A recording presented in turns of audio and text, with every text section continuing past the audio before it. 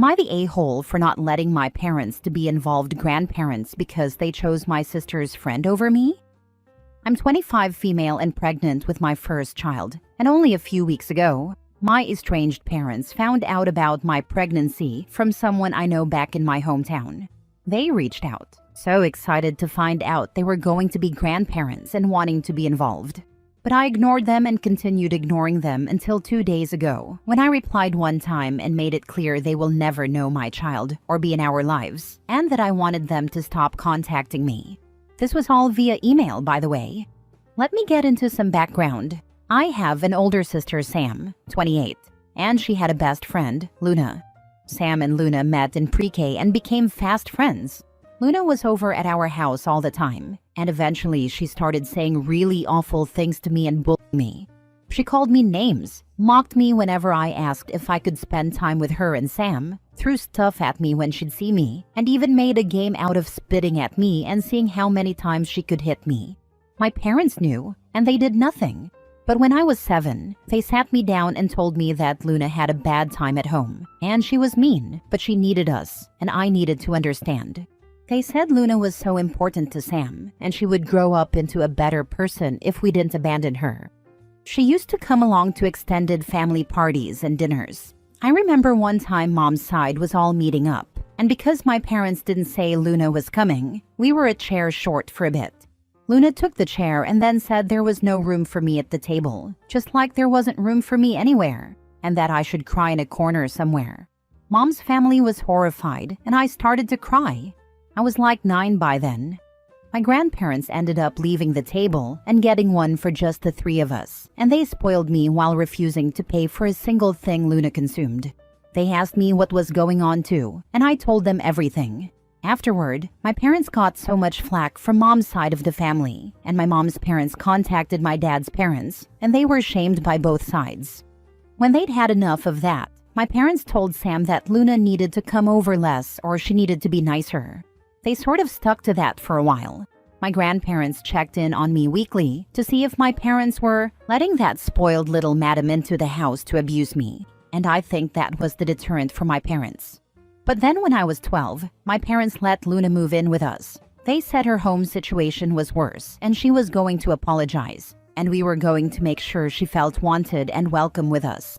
I got a sorry, I guess, from her, but I could hear her making fun of me to Sam whenever me or my parents weren't around. She'd laugh about how I looked betrayed when my parents told me she was moving in. She found it hilarious.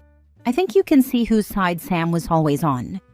I lived like that for a little over a year before it got to be too much, and I told my grandparents Luna was living with us. They went ballistic on my parents, and after weeks or months of fighting about it, my grandparents insisted I was going to move in with them. My parents protested against it, but my grandparents said they couldn't be trusted to take care of me. My parents wouldn't kick out Luna for me. So yeah, I lived with my grandparents for the rest of that time, and I actually live in the same neighborhood as them with my partner now.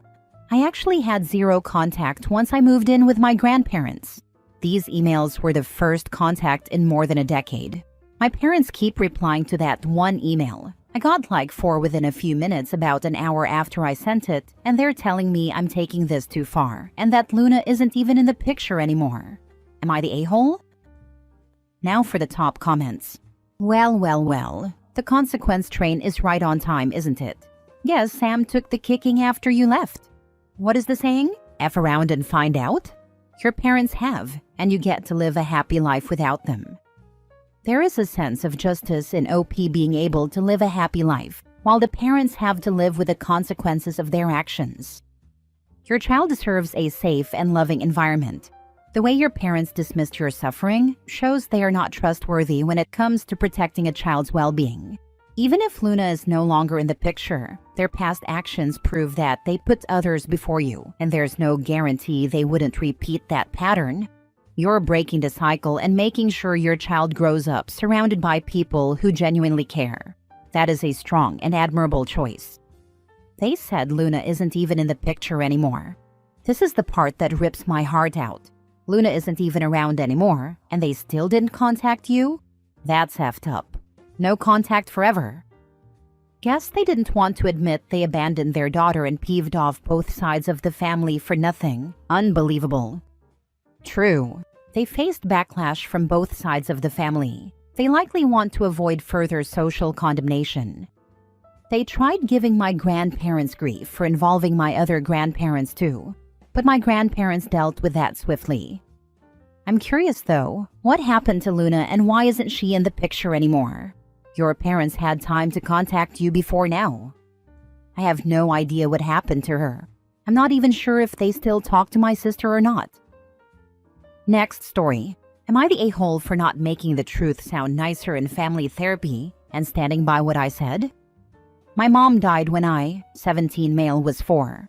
My dad sent me to live with his parents immediately after. He said he couldn't cope without mom and wanted me to have a stable life. I still saw him and stuff, but he wasn't raising me. That was left to my grandparents. They encouraged him to see me as much as he could, and he'd try to swing by at least once a week, but that didn't always happen. It was really awkward, and I remember being kind of sad about it for a year or more. Then it just became my new normal. When I was 8, my dad announced he was moving and wasn't sure when he'd come back. I didn't see him for more than 2 years, and when he moved back, he wanted me back. I was 10 by then.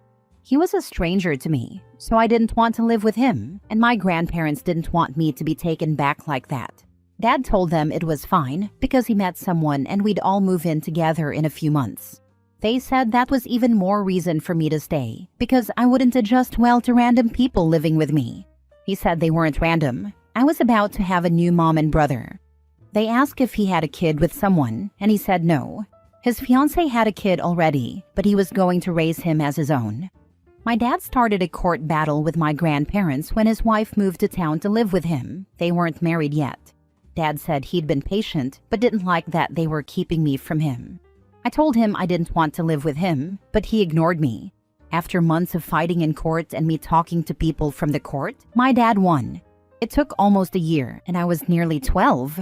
I was forced to live with him, his wife, her son, and their baby. My dad acted like I'd never lived apart from him, and his wife acted like she was my mom.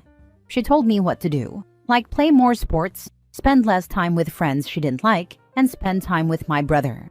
She expected me to help around the house and help her specifically. She said it was good for us to make up for lost time. I had to sit with her while she cooked, and she'd give me consequences if I had an attitude. Anytime I said she wasn't my mom, she gave me more consequences. I had stopped calling my dad Dad years before he took custody, and he tried to change that when I moved in. He told me I had a mom, a dad, a brother, and a sister, and that using names instead of family titles was wrong.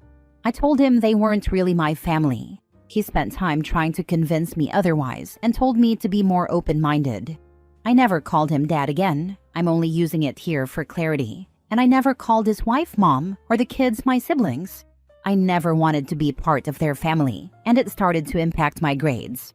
My grandparents used that and some other things to fight for custody again when I was 15. They were denied at first, but it became a bigger fight. I had to talk to a therapist, someone from the court system, a guardian ad litem, and another children's advocate, not the gal.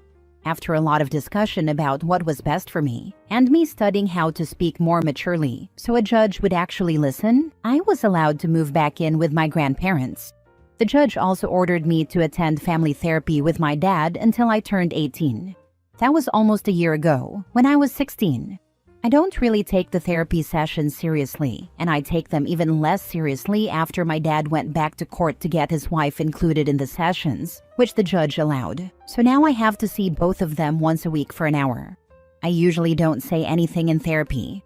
I don't like the therapist, and I already have my own, so I don't need them. But a few weeks ago, I did speak up because the therapist said everyone needed to be honest at least once, and I might as well say what was really on my mind. So I said I stopped wanting my dad back when I was about 6 or 7, and I never wanted to be part of his family again. I said he wasn't a good dad, and just because he tried, but only after his wife came into his life, didn't mean I was okay with it.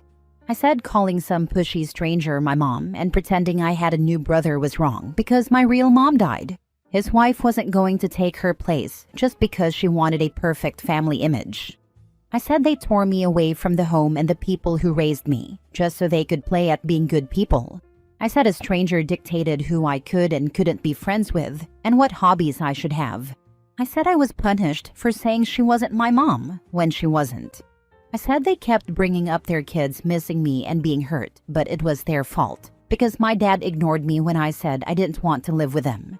I said I'd never want a relationship with their kids, because blood doesn't make us siblings, it just makes us related. Even the one raised by my dad isn't my sibling, just someone sorta related to me. The more they expect that to change, the more they hurt their kids. My dad didn't see it coming. His wife didn't look surprised, just offended that I basically said she was nothing but a stranger trying to play mommy. I got crap from them and the therapist for not being kinder with the truth. The therapist said I clearly know how to speak with maturity because of how I spoke in court, so I should have said it in a nicer way. After that, I stopped speaking again, but it keeps coming up. Am I the a-hole? They stole you from your family, and then punished you for telling the truth. Maybe they're the ones that should have been nice, not the a-hole. My dad still argues they kept me from him too, even though he was the one who gave me to his parents to raise. He's the one who left town and didn't see me for 2 years. He made those choices, but he blames my grandparents instead of looking at how he messed up. I guess he married someone who blindly supported him and had the arrogance to think a 12-year-old would call some stranger mom. I do wonder if he sold himself to his wife, not as a deadbeat who left his child after his first wife died, but as the poor, sad widower who couldn't cope and trusted your grandparents to help, only to be cruelly kept from his child when he was finally ready to step up. Cue the court battles, the attempts to reunite, aka pretend none of it happened and that he's the best dad ever, trademark, and the nonsense in therapy. Your family therapist is a moron. There's no way to sugarcoat the truth, nor do you need to. Your dad is a selfish deadbeat. His wife is a short-sighted twit who thought she could step in and replace your mom, and their whole attempt to act like everything can be fixed with enough fake smiles is just insulting. You lost your dad when you lost your mom, and your grandparents have been your parents ever since. That's the truth. Your dad, his wife, and that awful therapist might not like it, but that doesn't make it any less real. If the therapist tries to get you to speak again, say this: I did speak. I told the truth about what happened and how I feel. My dad, his wife, and you all tried to guilt and shame me for it, because I didn't pretty up the ugly truth. I'm not going to engage when none of you want to hear what I really have to say. I do have to ask though, how awkward are those sessions for you? Is it just the three of them talking at each other? The sessions are awkward. Mostly they're just boring. It's my dad or his wife bringing up everything they want to happen. My dad says my grandparents kept me from him when he was ready to take me back. He says they engaged in parental alienation because I don't call him dad.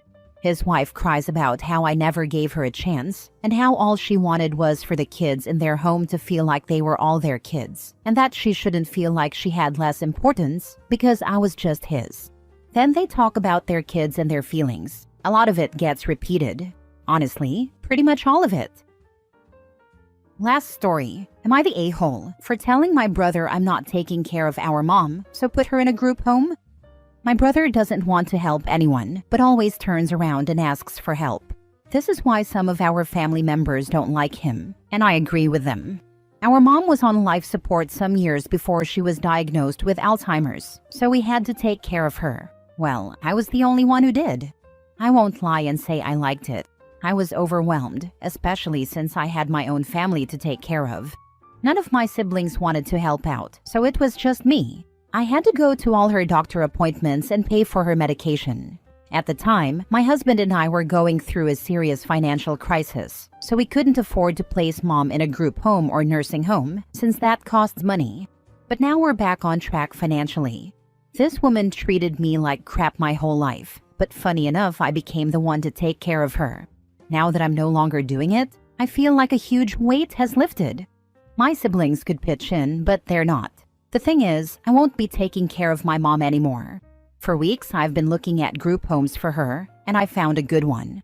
I'm no longer going to be here because I'm moving to Samoa with my family, and we're staying there. She had to go to a home because my siblings don't want to take care of her or get her help.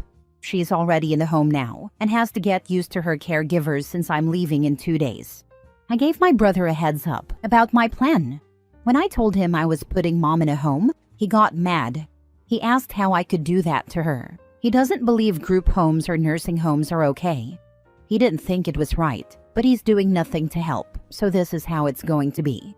I told him he can take care of her if he doesn't like it. He was extremely mad. He went off about how he has kids and can't take care of her. I have kids too. I just let him say whatever he wanted. I told him plainly I'm not taking care of her anymore. Now for the comments. Not the a-hole. If they don't like it, tough. Either they step up or they can whinge to empty air. Not the a-hole. I went through something very similar. Caregiver burnout is real. It's funny how the relatives who don't do anything to help tend to have the loudest opinions, but they would never lift a finger to help out themselves.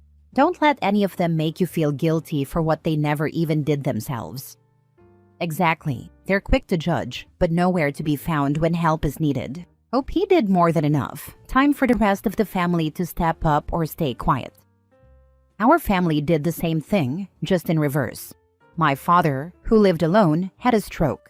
As I was making the 6-hour drive to the hospital, there was my brother on the phone demanding that I put our father in a care home. My dad was wealthy, a good and decent soul, who had given millions to my brother to start a business. I told my brother that if he wanted to move Dad across the country and manage his care, I couldn't stop him since he had power of attorney, but I wouldn't lift a finger to help make that happen. My dad, under my care, regained independent living, changed his POA, and eventually died in his own home. The moral is the same. Both of our brothers wanted what was best for them while expecting others to make it happen. Enjoy your new life.